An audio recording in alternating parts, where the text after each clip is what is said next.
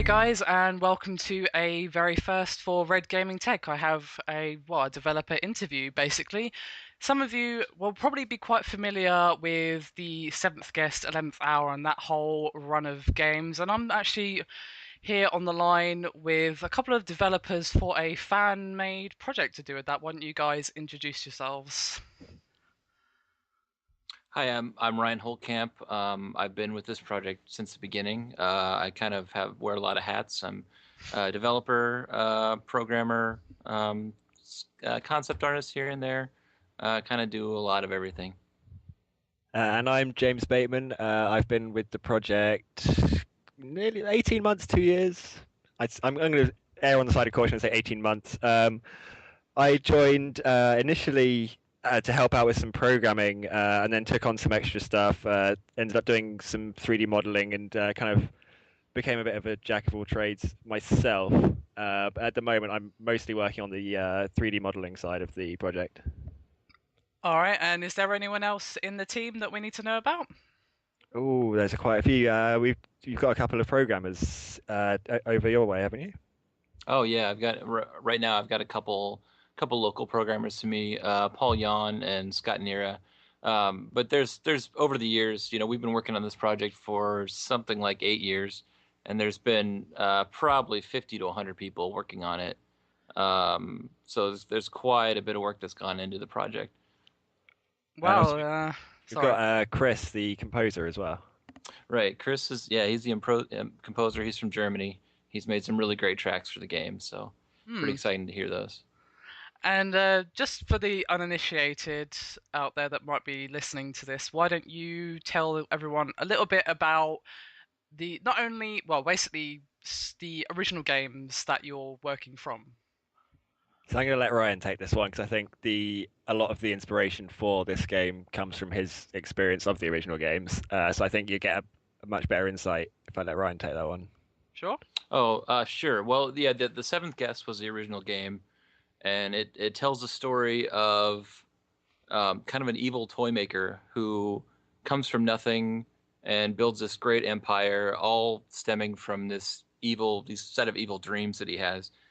He has these dolls in his mind and these puzzles in his mind, and they come to him in dreams, and he creates them, and ultimately he creates this house, this mansion on a hill, and invites six guests, and in the game you play as the seventh, and it's kind of part like hokey B movie sort of game. Mm. It's full motion video, and it was one of the first of its kind.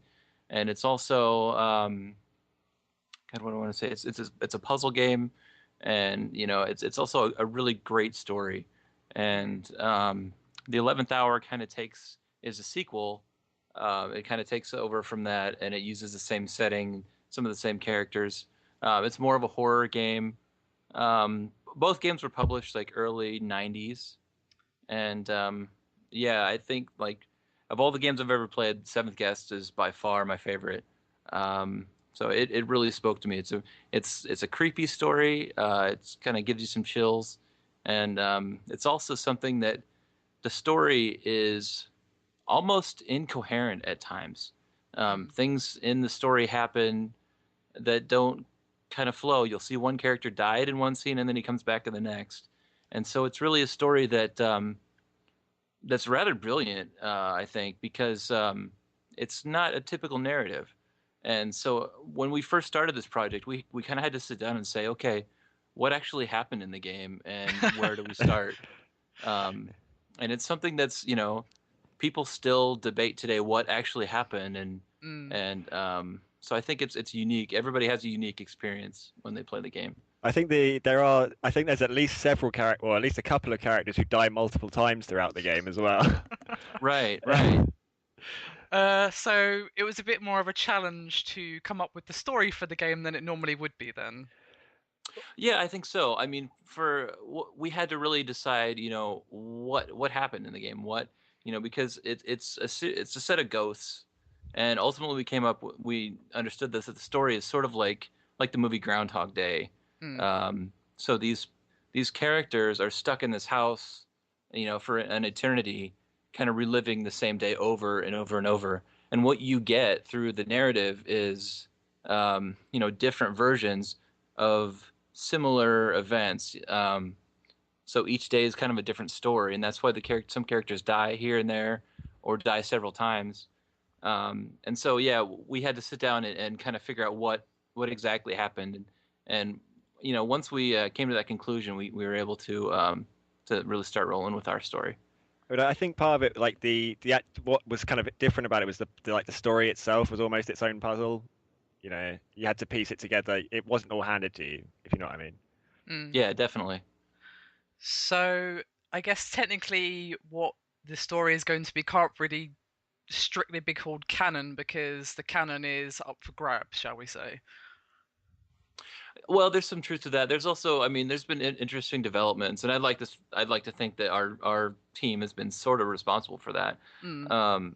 So Trilobyte was the company that created the original two games, and then the company folded, and that was one of our missions when we started this project, was to say, hey, there's enough interest in these games and this intellectual property to warrant creating another game. Mm. And so now Trilobyte is actually creating their own official sequel, and Right. they've granted us license to create this one as well. So our game is probably not canon, but it'll still be a good experience. So Oh yeah, of course. A game doesn't necessarily have to be canon to be enjoyable, but I'm sure die-hard fans of the series be interested to see what you do with the story. And on that topic, why don't you tell us more about the game that you guys have been working on all these years?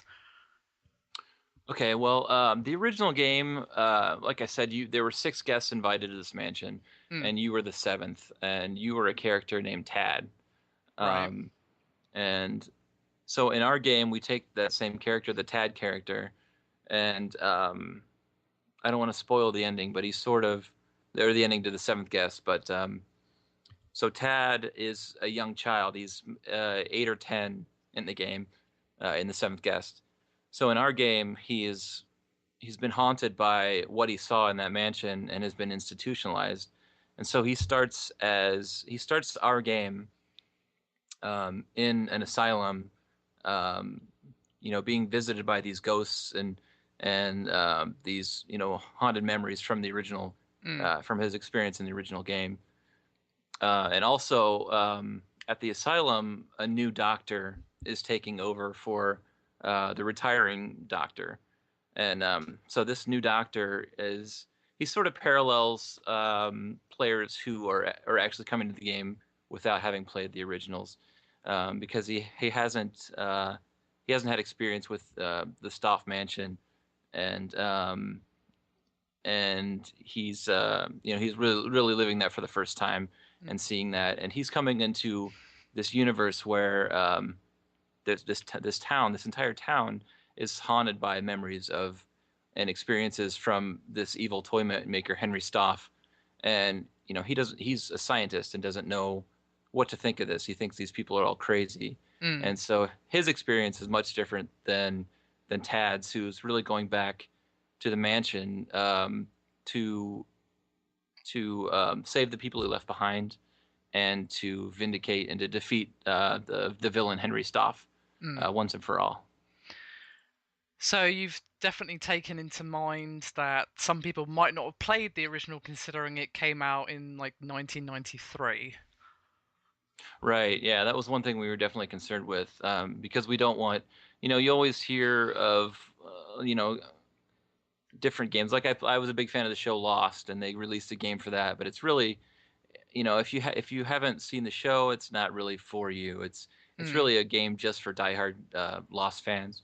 And so we want this to be accessible for anyone. So no, you wouldn't have to have played the original games to be able to experience this game and really enjoy it. Oh well, that's definitely good.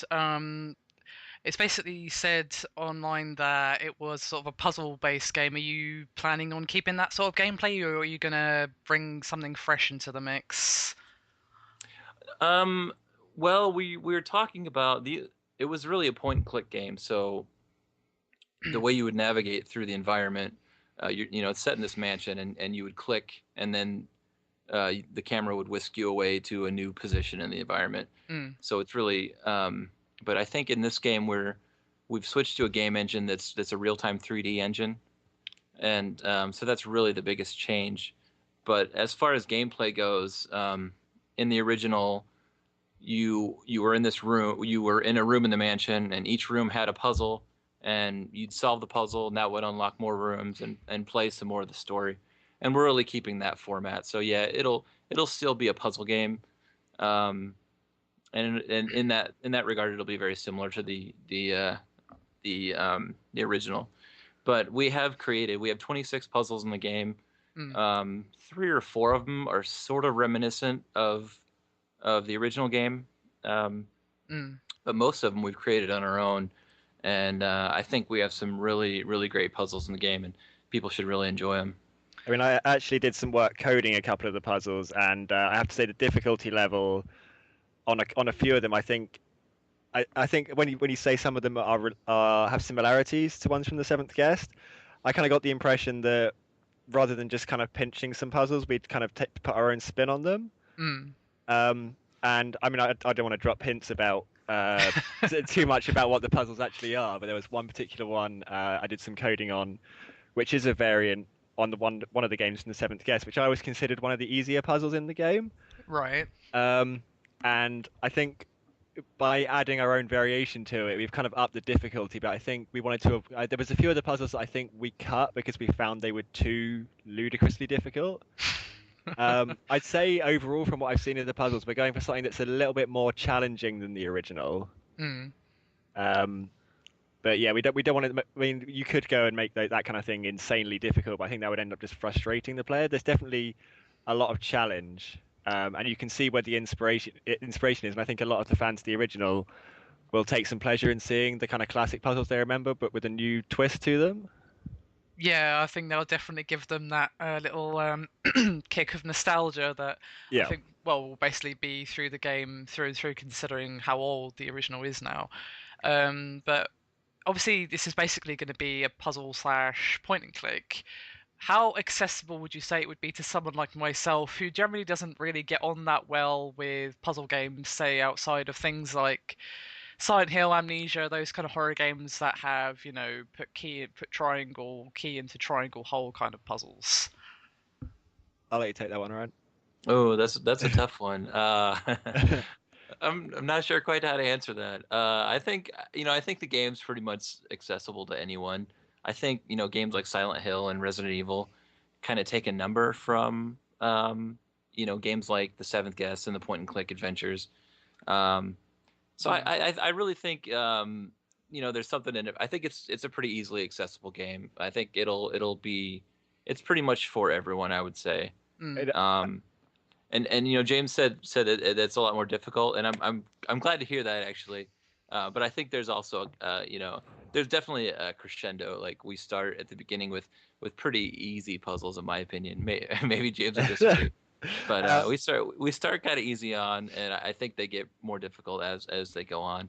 Enough to lure the player in, but enough to, for diehard, puzzle fans to provide them with a challenge.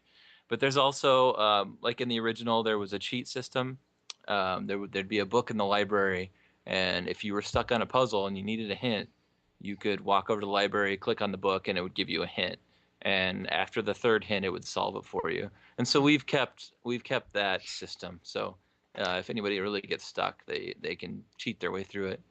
Although we've always planned and still do to have kind of a reward for people who didn't cheat through the game.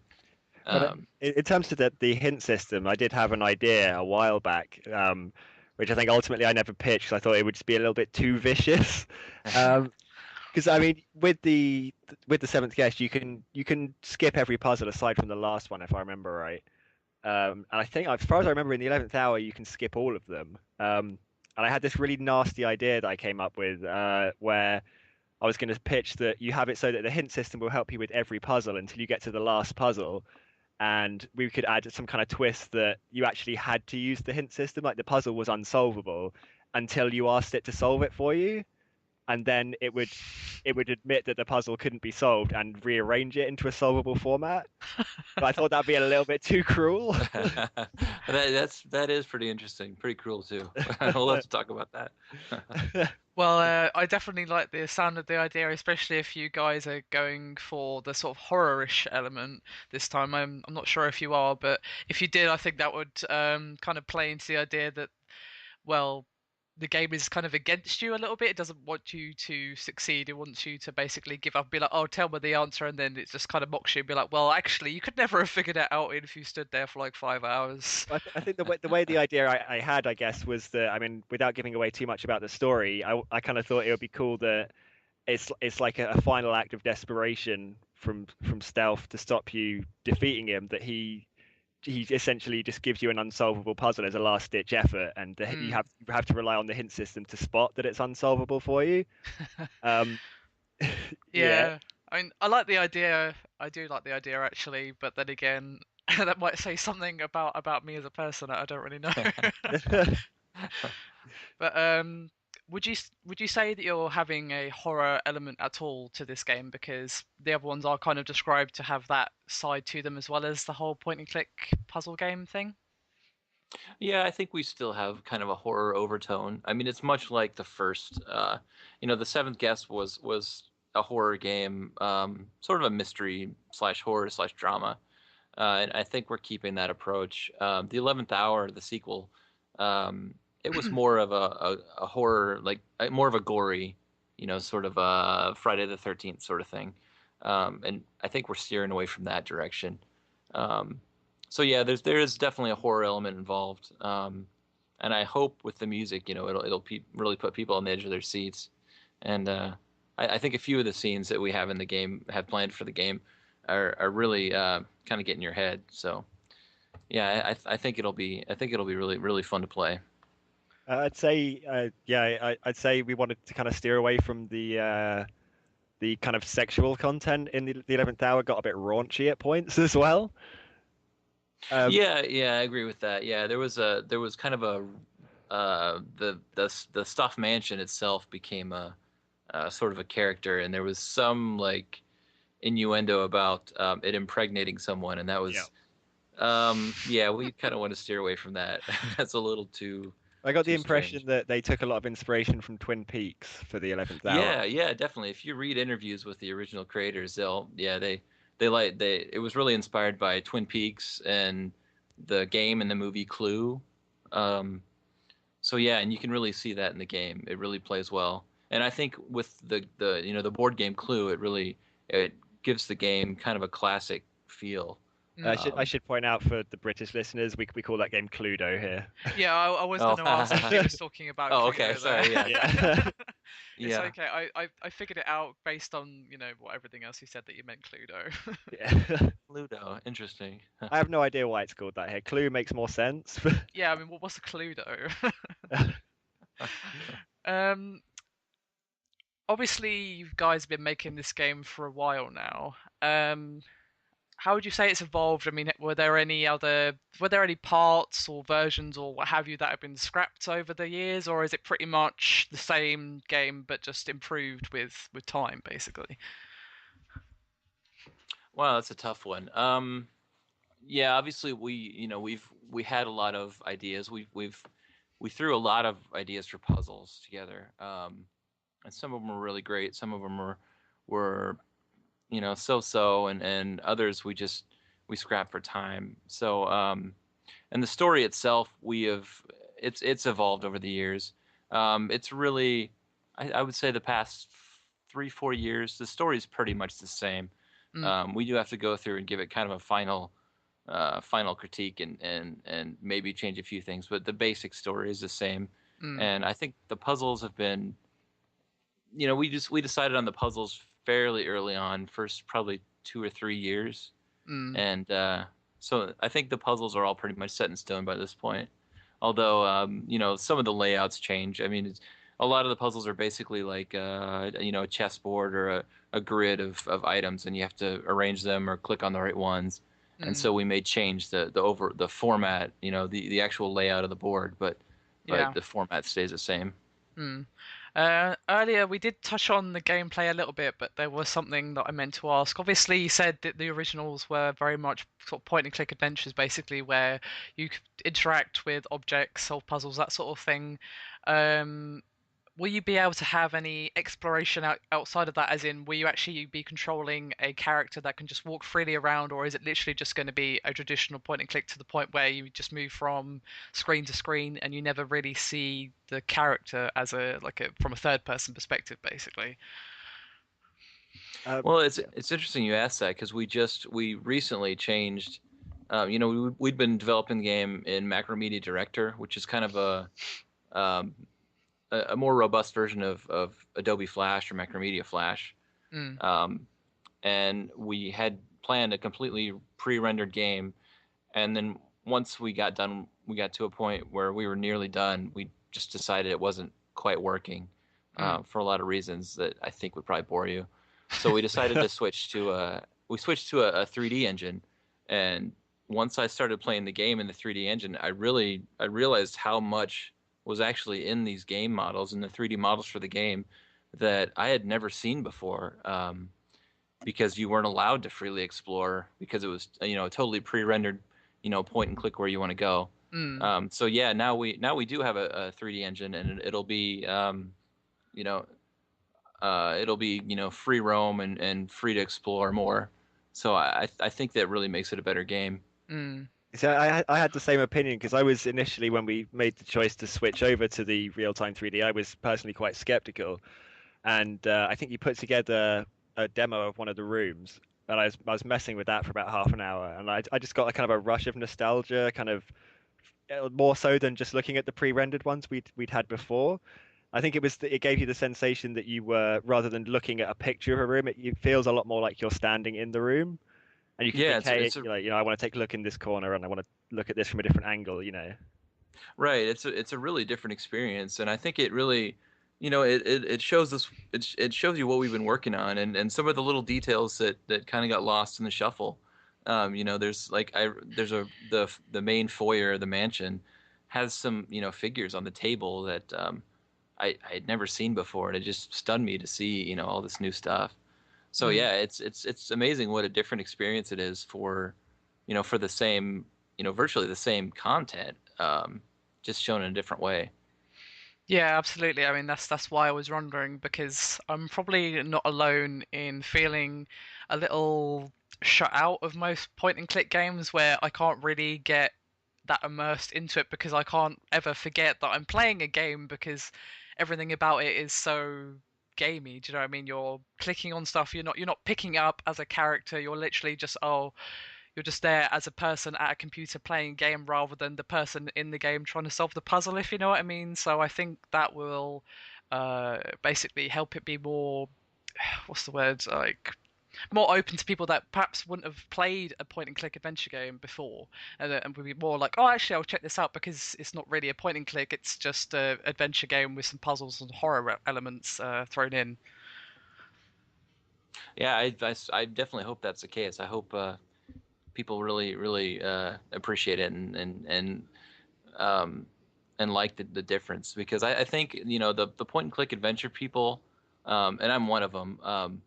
We kind of keep those things close to heart. So the change may be a little disorienting at first, but I Mm. think people will really like it ultimately. Yeah, I think that because of certain games that have come out recently, that people will be more open to it than they would have been. I don't know if either of you have played The Walking Dead that Telltale Games did, but that is basically a third-person point-and-click adventure game, and I loved it. I loved the hell out of it, even though, as I said, I don't normally enjoy those sort of games. I really, really liked it, and I think because that's been so successful, people might be more open to the idea now because that game has kind of warmed them up to it, I guess you could say. I definitely say that puzzle games as a genre have made a big comeback recently with the like Android, iPhone kind of thing. A lot of the more like the indie games tend to be more puzzle based. I think puzzles are gaining a lot more popularity nowadays. They went through a lull where they kind of went out of fashion, and it seems like they're coming back in a big way now, which is quite encouraging to see.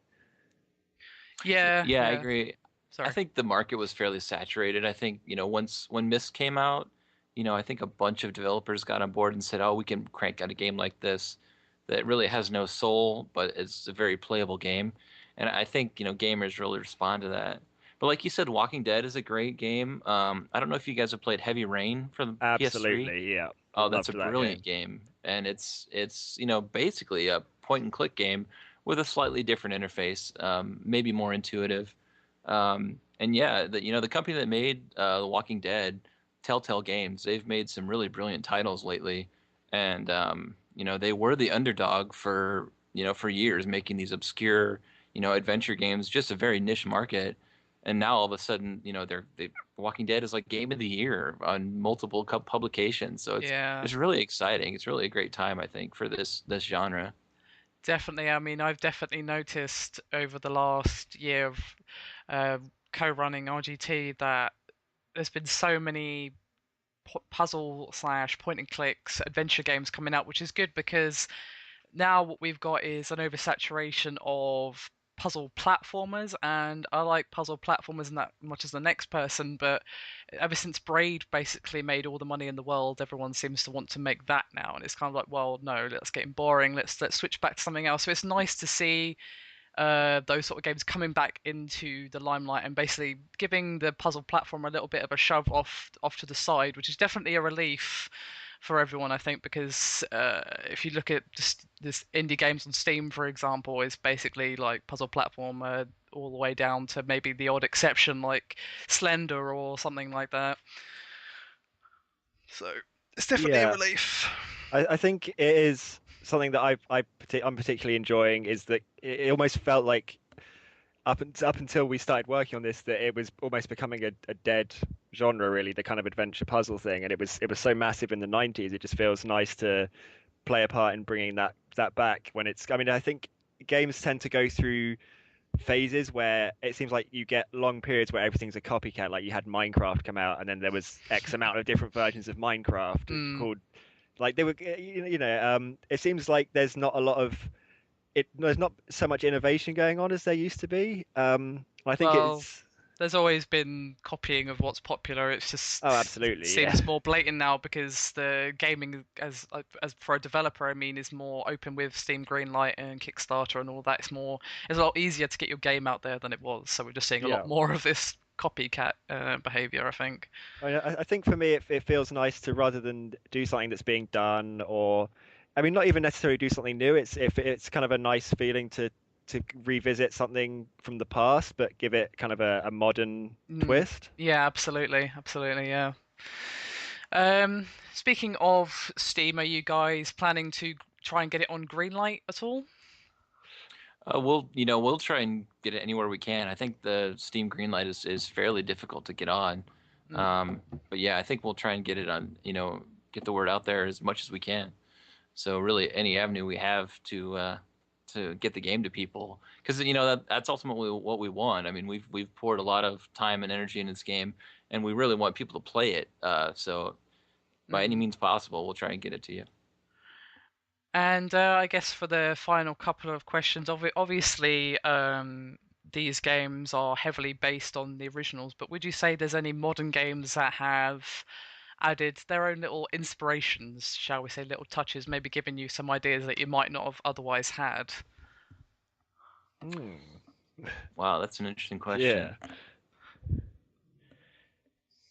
Hmm. Hmm. Well, I think what inspires me the most are, story-based games and really like television, like Lost. The show Lost. I've been obsessed with that. It still, speaks to me to this day. So Mm, I think really that, that sort of storytelling, is really what drives me, and and I think this game has a really brilliant story, and I hope people really, really, are engaged with it. And after we finish this one, we'll be working on other projects, and I really think, it's so much of it is the story, and really, captivating the audience with the story, mm, and things like Lost, and like we said, Heavy Rain, how they tell the story and how they keep it engaging, really at any chapter of the game, I think is really what inspires me and what I really strive for. Um, I don't mm. know, James, do you have anything to add to that? I mean, I'd say I agree that it's less inspired by other games. It's more inspired by more visual media, kind of movies, and more of a narrative type thing. Mm, In terms of the writing, um, aside from obviously being heavily influenced by The Seventh Guest, I definitely I definitely see the kind of in the style of the storytelling, I see the lost connection. mm, As for things that I feel it's taken some inspiration from, um, that's quite a tough one actually. It's such a unique story in a way. mm. The whole story of all the games is quite a unique one. Well, yeah, I it definitely sounds it from what you guys have said. I mean, I'd say, I mean, there's only been kind of limited visual elements that I had a direct hand in. I mean, a lot of it obviously is recreating the house as it was in Mm. the original games with kind of an added layer of decay. Kind of, I Yeah. mean, in the Seventh Guest, the house is mostly pristine. In the 11th Hour, almost like derelict. And we're Mm, going for something closer to the first one. So most of the rooms are modeled very closely on mm, the original game, and there was a few that we've developed slightly and changed some things around. mm. And I'd say for the parts where I could have more control over the visual look of it, I definitely took a lot of inspiration from the Silent Hill series as my personal favorite game series. Ah, Um, I liked the whole. I tried to work in the look that Silent Hill has. It's a recognizable environment, but with you get the sensation that something's not right. yeah, absolutely. That's something the Silent Hill series does brilliantly.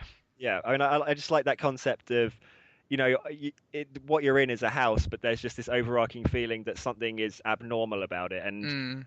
um, I'm trying not to give away too many details. But in the parts where I've had more free reign, I've tried to, even with things like where I've put in a staircase, making the steps on the staircase different heights. So as the player walks down them, it's not a smooth motion. Mm. And I've done that on purpose to try and create some disorientation because it feels irregular. Yeah. It's just little touches like that. Well, yeah, I mean, those little touches are what make a game like this, especially as you mentioned earlier with the music, especially if you're going for like a horror feel, music is one of the most important factors in a horror game, if you ask me. Oh yeah, absolutely. I mean, Chris has done. I mean, I hadn't really listened to the entire soundtrack through until recently, and I sat down one evening and had to listen to the whole of it, Mm. and I was blown away by it. Well, that's definitely a good sign then. I guess to finish up, I know you guys have pretty much said that this could be called an alpha, I suppose, but roughly when do you think we could expect to see this out in the wild? I'll let Ryan answer that one. That's always a tough one. I'm hoping end of 2013. Um, yeah, it's been, and we always say that. This is definitely a labor of love for us. Mm, But it's also something we do in our spare time. So absolutely, yeah. yeah, we life tends to throw us some monkey wrenches here and there. But I think right now, we've always had volunteers from all over the world, Mm, fans of the original games help us out, and right now I'm as much as I love that idea, it's very difficult to have like a long distance relationship like that. mm, And James is an exception. We have a great relationship, but no, I'm focusing on having some local people that I can meet with, mm, weekly, and I think things are progressing really well. Um, mm, and so, yeah, it's a little early to say right now, mm. but yeah, hopefully end of the year. Oh, Um, well, hopefully we'll see it soon, and I'll probably be taking a look at the game when it eventually is released, and we'll see how it goes from there. yeah, that'd be great. Yeah, well, thank you guys for joining me today, and to everyone watching, I hope you found the video enjoyable. If you have any more questions that you want me to ask these guys, just let me know, and if we get enough, then maybe we'll get them for a encore performance. So thank you very much for watching. Thank you. You're welcome.